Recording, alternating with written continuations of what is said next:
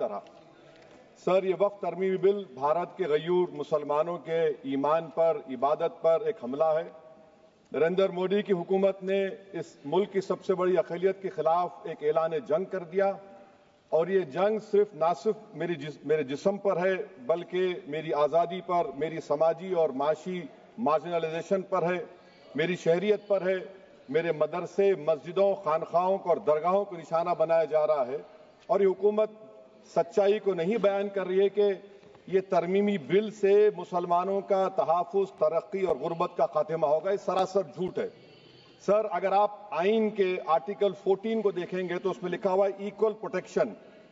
अब आप देख लीजिए सर कि हिंदू, सिख और जैन को और बौद्ध को उनके एंडोमेंट में तहफ़्फ़ुज़ मिलेगा क्योंकि उनका एंडोमेंट बाय यूजर बरकरार है और उनका एडमिनिस्ट्रेशन उनके हाथ में होगा कि गैर हिंदू या गैर उनके मजहब का आदमी दान भी दे सकता है उनके लिए, और एंडोमेंट बोर्ड का तहफ़्फ़ुज़ भी मिलेगा क्योंकि उसके ऊपर ओवरराइडिंग क्लॉज अप्लाई नहीं होगा, लिमिटेशन का कानून उस पर अप्लाई नहीं होगा। उसके बरक्स ऑपोजिट आप देख लीजिए, मुस्लिम वक्फ को वक्फ बाय यूजर निकाल दिया गया। एक मुस्लिम वक्फ की जायदाद पर कब्जा होगा, लिमिटेशन लगेगा तो जो एनक्रोचर है, जो खाबिज है, वो रातों रात मालिक बन जाएगा और एक गैर मुस्लिम वक्फ बोर्ड को एडमिनिस्टर करेगा। ये आर्टिकल 14 के इक्वल प्रोटेक्शन का violation.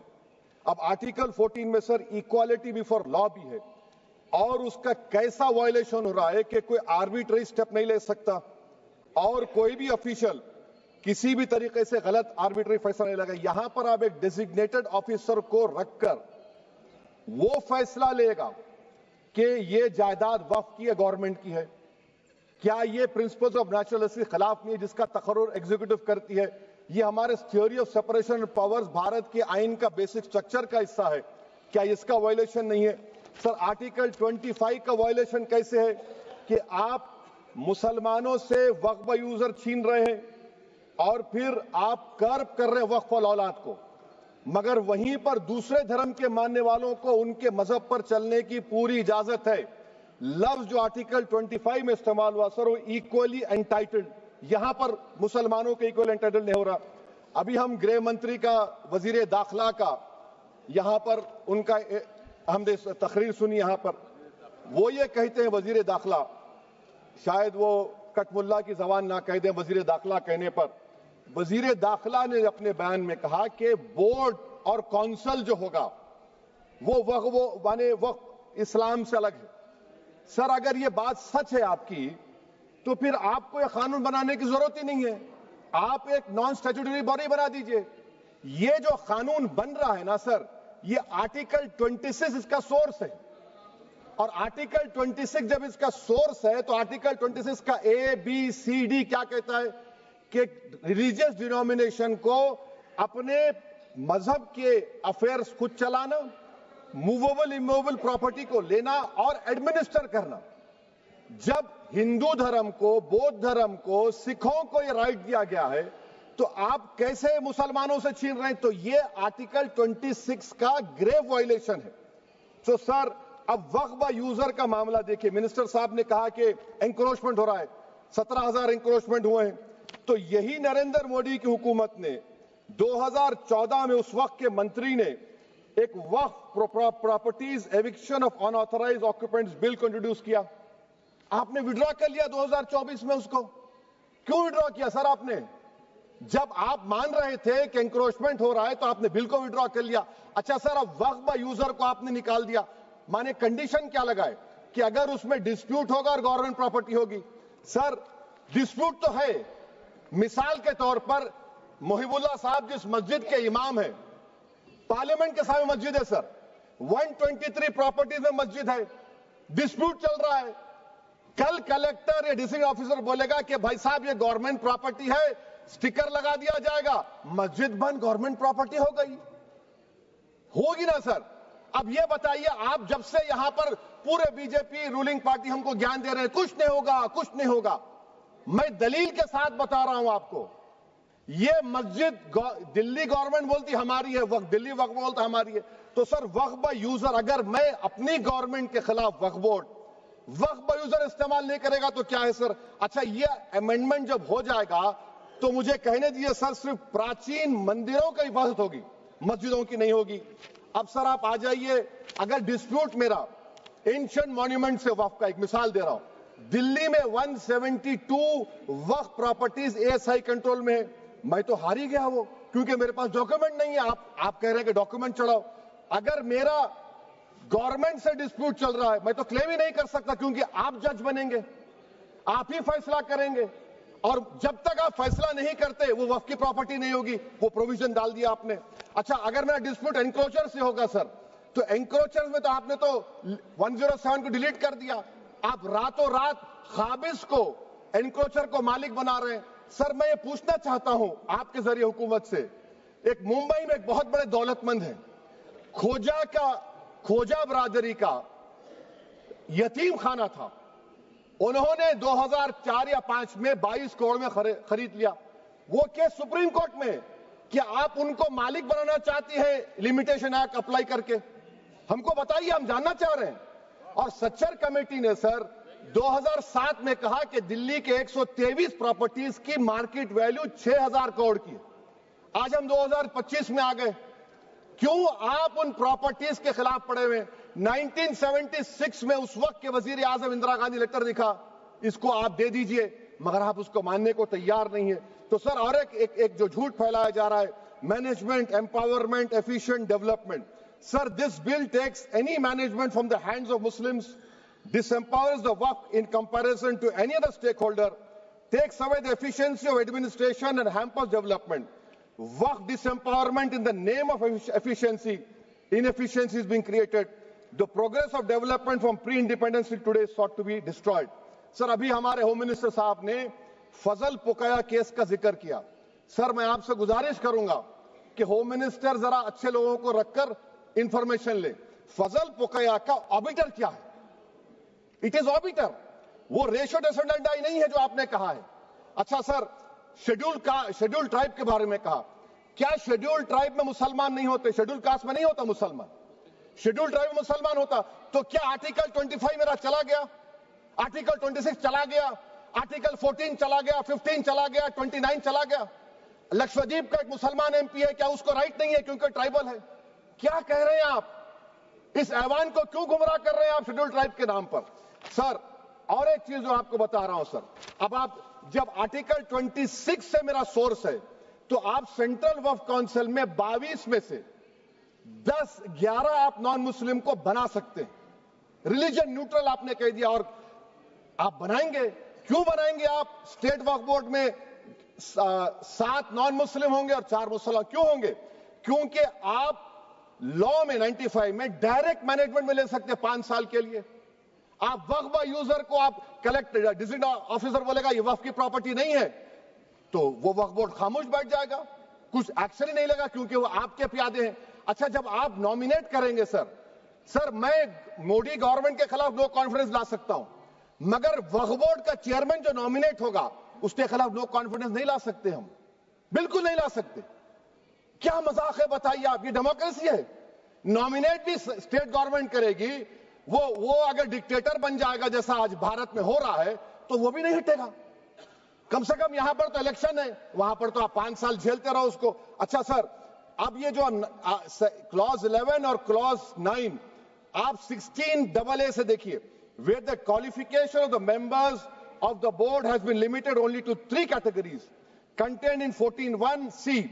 Intention is very clear that the majority is to be packed with non-Muslims. So who will defend my interests, sir? If I cannot depend on the state waqf board, central waqf council, which are going to comprise non-Muslims, this in itself is a clear violation of Article 26, 14 and 15, sir. अच्छा sir, CO पहले 95 act में था कि word मुस्लिम, आपने गायब कर दिया उसको। अरे आखिर क्यों इतनी नफरत है आपके लफ्ज मुसलमान से? अच्छा, फिर क्या कह रहे हैं आप कि ये भी आर्टिकल 26 का वायलेशन है? सब जितने हिंदू धर्म के प्रॉपर्टीज हैं, सिख धर्म के हैं, बौद्ध के हैं और आपके जैन के, वहां पर उन्हीं के मजहब का ऑफिसर होगा, और कहां पर नहीं होगा? वक्फ बोर्ड में। वक्फ board is a pure religious institution, इसको समझने की जरूरत है। तो आप ये कर दे रहे हैं सर। अच्छा सर, आप देखिए, अब आप आ जाइए ये ट्राइब्यूनल पर। मुझे समझ में नहीं आया सर कि हमारे होम मिनिस्टर वजीर दाखिला ने क्या कह दिया कि 2013 का जो कानून है वो नहीं बनता तो हम नहीं लेके आते। मैं बड़े अदब के साथ उनसे पूछना चाह रहा हूं कि क्या उस वक्त राजनाथ सिंह साहब, आडवाणी साहब, हमारी लेट सुषमा स्वराज, ये बड़े बड़े नेता यहां बैठे थे? आपने यूनानिमस उस कानून को पास करवा दिया। कीर्ति आजाद थे उस वक्त, अब यहां बैठे हैं वो टीएमसी में। तो क्या आप गलत थे या वो गलत थे? हमको बता दीजिए, आप बता दीजिए। क्योंकि अगर आडवाणी आपके लिए बहुत बड़ा नेता है, मेरे लिए नहीं हो सकते, आपके लिए आपने पद्मश्री दिया उनको। मोहतरमा सुषमा स्वराज की जबरदस्त तकारीर का मैं कायल हूं, वो बैठकर उस 2013 को यूनानिमस पास कर दिए। मुझे कंफ्यूजन है कि क्या अमित शाह, नरेंद्र मोदी बड़े हैं या आडवाणी बड़े? आपके लिए आप तय कर लीजिए। अच्छा सर, आपके tribunal sir, railway Clements tribunal, NGT tribunal, income tax, वैसे 14-15 ट्राइब्यूनल है, हिंदू एंडोमेंट का ट्राइब्यूनल, सबका अपील नहीं होती, रिव्यू होता है। गृह मंत्री सरकार कह रही है कि नहीं, रोक दिए, रोक लगा। कैसे रोक लगाते हैं? रिव्यू और अपील में तो फर्क होता है ना सर। आप ही कह रहे हैं कि पूरे कोर्ट्स में बैकलॉग है और आप अपील कर रहे हैं। अच्छा सर, रिटायर्ड डिस्ट्रिक्ट जज 95 में सिटिंग डिस्ट्रिक्ट जज था, जो एडमिनिस्ट्रेटिव कंट्रोल था सीजीआई साहब, उसको निकाल दिए। अच्छा सर, अब आप अभी हमारे मंत्री साहब ने कहा trust, sir Shri Sai Baba trust 2004, वो ये कहता है जो ऑफिसर उसमें काम करता उसको साई बाबा का डिवोटी होने चाहिए और उसको डिक्लेरेशन लिख के देना पड़ेगा। यहां पर हो रहा तो यहां पर क्यों नहीं हो रहा? अच्छा सर, आप फिर देख लीजिए, ये आपका हो गया सर। हाँ, अब अमित शाह साहब ने सेक्शन 2A के बारे में कहा और उन्होंने इस बात का इकरार कर लिया कि दाऊदी बोहरा के लिए यह बनाया गया है। मगर मैं आपके जरिए से गवर्नमेंट से पूछना चाह रहा हूं, आपने तो उस प्रोवाइजो में दाऊदी बोहरा का नाम ही नहीं लिखा, आपने उनको भी थैंक यू कर दिया, उनका नाम क्यों नहीं लिखा आपने? और सर, और गवर्नमेंट क्या कर रही है? आप मुस्लिम समाज में जो बेकार किस्म के लोग हैं उनको एक रास्ता बना रहे हैं, एग्जिट दिखा रहे हैं कि तुम्हें वक्त से बचना है तो तुम्हें ट्रस्ट बना लो। ये क्या कर रहे हैं सर आप? कम से कम उन दाऊदी बोहरा को आप दे देते। अच्छा sir, clause 3V section 36 clause 18 देख लीजिए, oral Waqf, oral appointment has sought to be discontinued even though it is recognized practice in Islam. Muslim personal law has recognized oral waqf and 1937 Shariat Application Act. Sir, आप clause 39 पर आ जाइए, 5 साल के लिए मुसलमान। मैं किरण रिजिजू से पूछना चाहता हूं, सर दाढ़ी रखे तो मुसलमान प्रैक्टिसिंग है या क्लीन शेव आपकी तरह है? तो बताइए हमको, प्रैक्टिसिंग क्या होगा? अच्छा, किसी को पकड़ के मॉब लिंच कर दिया और बोले कि जेएसआर का नारा लगाया, और वो जेएसआर का नारा लगाया तो क्या मुसलमान रहेगा? नहीं रहेगा। या फिर देश के प्रधानमंत्री ने कहा था कपड़े देखकर पहचानो, तो क्या कपड़े देखकर आप कह देंगे? अच्छा, अगर कोई क्रिश्चियन हिंदू धर्म कबूल करता है तो क्या वो मंदिर को नहीं दे सकता प्रॉपर्टी? फिर भारत के संविधान में आर्टिकल 300 क्यों है सर? राइट टू इक्वालिटी क्यों है? फ्रीडम ऑफ रिलीजन क्यों है? 5 साल कहां से लाएंगे? अच्छा सर, और एक चीज सर, और एक चीज मैं आपको बोल के खत्म कर दूंगा सर। इस बिल में वक्फ औलाद का सर, इसमें आप देखिए clause 432, the creation of waqf aulad shall not result in denial of inherent rights to heirs including women heirs और the waqif on the right of person. Sir, ये आर्टिकल 25 का वायलेशन है, शरीयत एप्लीकेशन एक्ट 37 का वायलेशन, आर्टिकल 300A का violation है। अच्छा, हिंदू धर्म में सेल्फ एक्वायर्ड प्रॉपर्टी को एक हिंदू, अब उसके फर्ज के 2 बच्चे हैं, वो एक को अपनी पूरी दौलत दे सकता है, कोई रोक टोक नहीं है। वो कहेगा नहीं मैं घर के बच्चों को नहीं दूंगा, मोहल्ले के गरीब को दे दूंगा, वो भी कोई रोक टोक नहीं है। वहां पर आपको बच्चों की फिक्र नहीं है। जब मैं अपनी प्रॉपर्टी को अल्लाह को मालिक बनाकर दे रहा हूं, आप कह रहे बच्चों की फिक्र नहीं है। इतनी मोहब्बत आप बिल्किस बानो से दिखा देते तो आपके लिए दुआएं देती आपके लिए। तो सर, आप दूसरी बात आप देख लीजिए सर, आखिरी बात कहकर मैं अपनी बात को मुकम्मल कर रहा हूं सर। नहीं मुकम्मल कर रहा हूं, स्पीकर साहब बहुत टाइम दे दिए। सर आप देखिए, इसमें अमित शाह साहब बोले कि इतनी प्रॉपर्टीज का कब्जा हुआ, चोरी हुई, ये हुआ। सर, क्लॉज 2652A सेक्शन, अगर कोई प्रॉपर्टी बेचता है, 2 साल की सजा थी, आपने क्या कर दिया? उसको 6 महीने कर दिया। नॉन बेलेबल था, आपने बेलेबल कर दिया। सेक्शन 40 की बात करते हैं।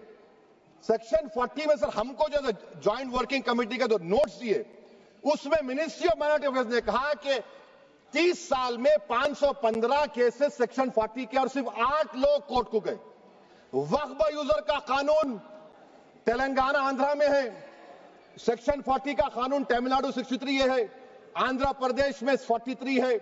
और सर आप डायरेक्शन दे रहे हैं, अच्छा क्लॉज 4218B देखिए सर, आप रूल बना रहे हैं, कोऑपरेटिव फेडरलिज्म के खिलाफ है, इतना रूल बना रहे हैं। और आखिर में सर मैं आपको बताना चाह रहा हूं स्पीकर साहब, ये बिल का मकसद सिर्फ मुसलमानों को जलील और रुस्वा करना है, मुसलमानों को दूसरे दर्जे का शहरी बनाने का इनका मकसद है। सर अगर आप हिस्ट्री को पढ़ेंगे तो महात्मा गांधी उस वक्त के व्हाइट अफ्रीका में सफेद फार्म अफ्रीका के कानून को महात्मा गांधी ने कहा था कि ये मेरा कॉन्शियंस इसको मानता नहीं है, मैं इस कानून को कबूल नहीं करता हूं। तो महात्मा गांधी ने क्या किया, उन्होंने उस कानून को फाड़ दिया। तो मैं गांधी की तरह इस कानून को फाड़ता हूं। ये अनकॉन्स्टिट्यूशनल है सर। इस देश में झगड़े पैदा करने का काम बीजेपी करना चाहती है मस्जिद और मंदिर के नाम पर, इसीलिए मैं इसका कंडेम करता हूं। और मैं आपसे गुजारिश करता हूं कि मैंने अपने 10 अमेंडमेंट दी है, आप इसको कबूल करिए सर, मुझे बोलने का मौका दीजिए और उस पर डिवीजन का मैं डिमांड भी करूंगा। Thank you sir.